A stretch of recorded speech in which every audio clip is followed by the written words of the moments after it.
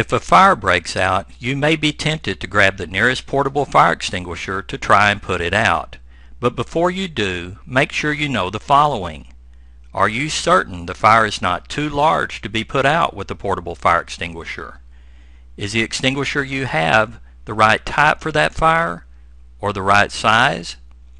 And what is the proper sequence of steps to take when using a portable fire extinguisher? Unless you know the answer to all of these questions, you should not attempt to extinguish a fire. Otherwise, your actions could result in extensive property damage as well as personal injury or even death. The Occupational Safety and Health Administration, or OSHA, regulates portable fire extinguisher use in the workplace. While fire extinguishers are addressed in many different sections of the OSHA regulations, the primary OSHA standards regarding fire extinguishers in construction are found in 1926.150, and the primary standards for general industry are found in 1910.157. When portable fire extinguishers are provided for employee use in the workplace, OSHA requires employers to provide their employees with an educational program covering the principles of fire extinguisher use. Employees must also be provided with information about the hazards associated with incipient or early stage firefighting.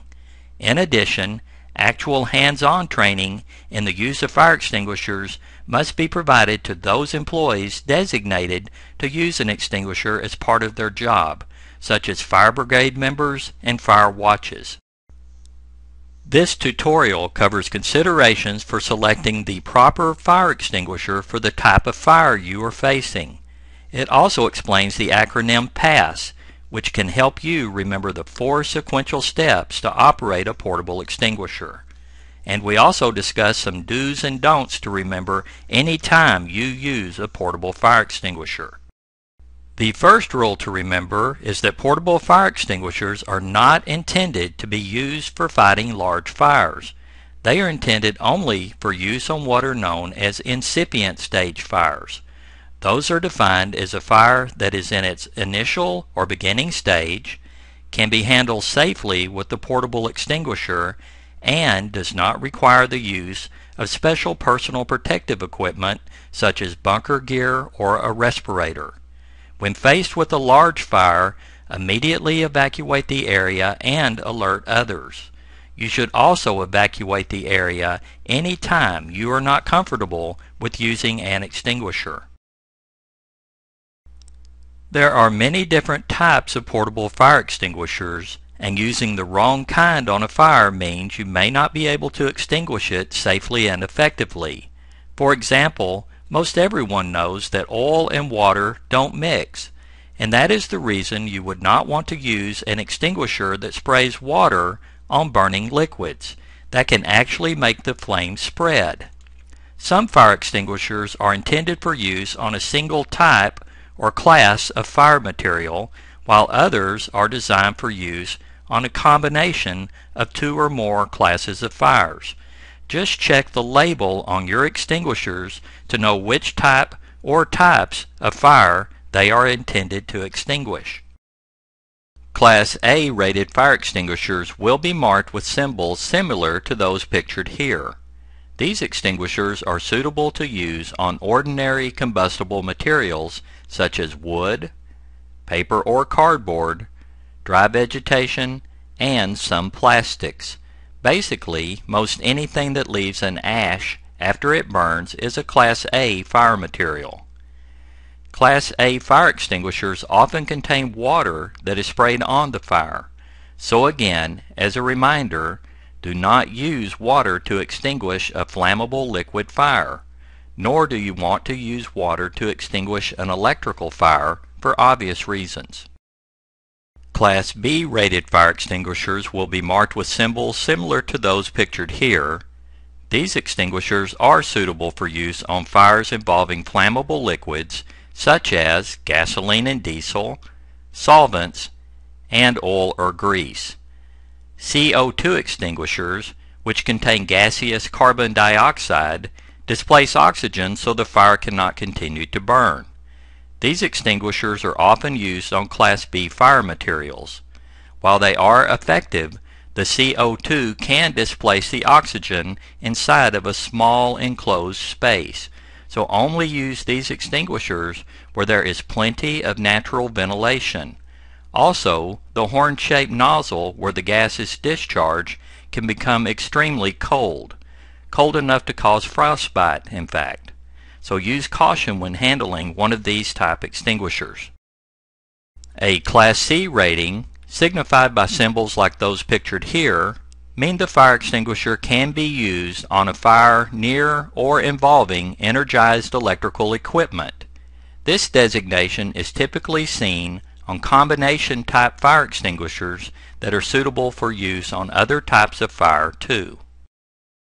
Class D rated fire extinguishers will be marked with symbols similar to those pictured here.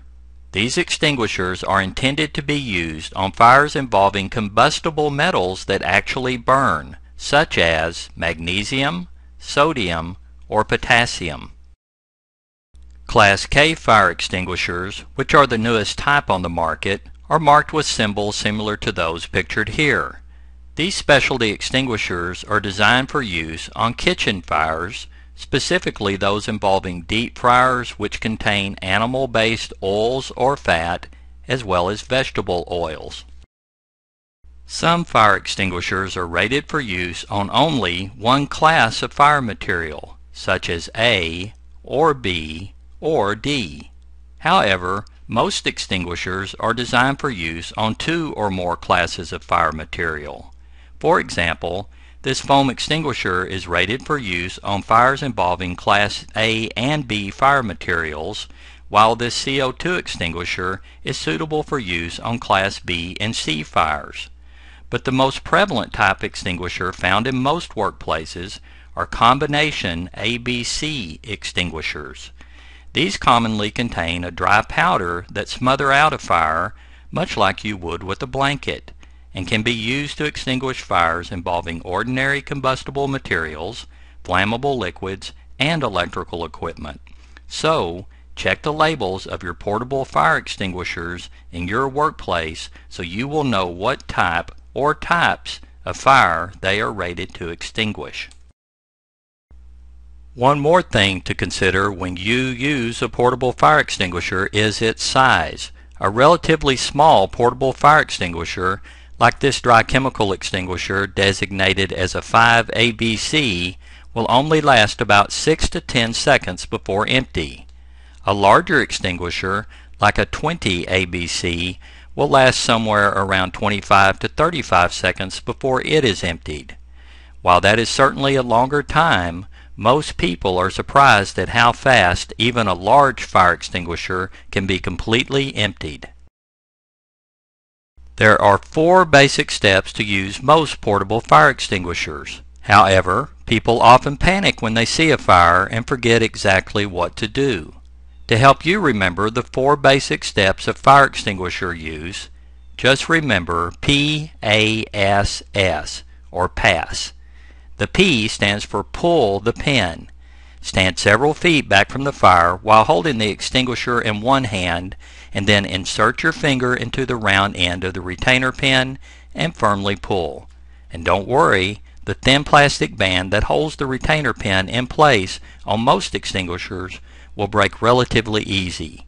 The second step is to aim the nozzle or discharge hose at the base of the fire.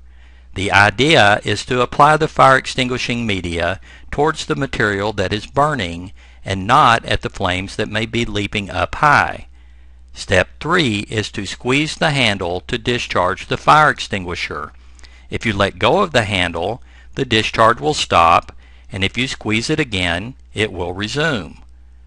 The fourth and final step is to sweep from side to side as you slowly approach the fire. This allows you to cover all of the burning material and not just that located at the center of the fire. In review, the 4 steps of the PASS method are: pull the pin out of the handle, aim at the base of the fire, squeeze the handle, and sweep from side to side. Here are some important things to keep in mind in case you're going to try and extinguish a fire. The first is to never get yourself in a position where you could be trapped should the fire spread. Always maintain a clear path away to the nearest exit or other safe area and evacuate immediately if the flames, heat, or smoke seem to be getting out of control. And once you have extinguished the fire, keep an eye out for flare-ups. Sometimes the fire continues to smolder beneath the burnt debris, and it is not uncommon for a fire to reignite several minutes later. Fire extinguishing media, such as water or foam, can collect on the floor around a fire and cause you to slip, as can ash or liquids from containers that might have burst during a fire. So don't run, just walk in a controlled manner so you don't slip and fall. Also keep an eye out for any boxes, pallets, or other materials that are placed on shelves or stacked near the fire area, as they could become unstable from fire damage and fall over on you. And always turn in any extinguisher that has had its pin pulled out of the handle to be checked. Even if you did not squeeze the handle, you may have broken the internal seal that maintains the pressure inside of the extinguisher. So play it safe and get it checked out. So in review, take some time to familiarize yourself with the types and sizes of portable fire extinguishers around your workplace, as well as any you may have at home or in your vehicles. And if you do discover a fire and are going to try to extinguish it, notify someone else about the fire, and then remember PASS: pull, aim, squeeze, and sweep. These are the 4 basic steps to use a portable fire extinguisher. Also, keep in mind the importance of maintaining awareness of your surroundings so you don't become trapped or injured while attempting to extinguish a fire. Finally, never attempt to use a fire extinguisher if you are not comfortable doing so. Instead, you should evacuate immediately and go to a safe area in accordance with your organization's emergency action plan. If you have any questions at all about the use of a portable fire extinguisher, please talk to your safety representative or supervisor at work.